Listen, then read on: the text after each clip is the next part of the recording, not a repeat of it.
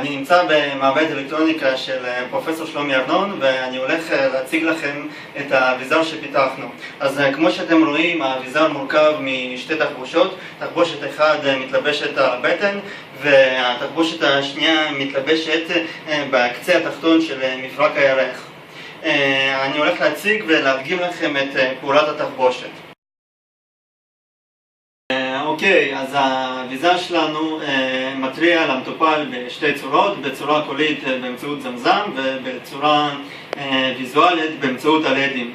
כעת אני אעשה מספר תנועות לא נכונות ונראה את התנהגות האביזר. למשל נעלה את הרגל מעל ל-90 מעלות, אז קיבלנו צפצוף והלדים נדלקו. תנועות נוספות, התכופפות כלפי קדימה מעל ל-90 מעלות, התכופפות לצד הרגל המנותחת, במקרה שלנו זה הרגל הימנית.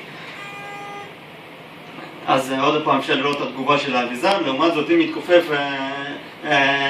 מצד אחר של הרגל השנייה שהיא לא מנותחת, לא תהיה שום תגובה, כמו שאתם יכולים לראות.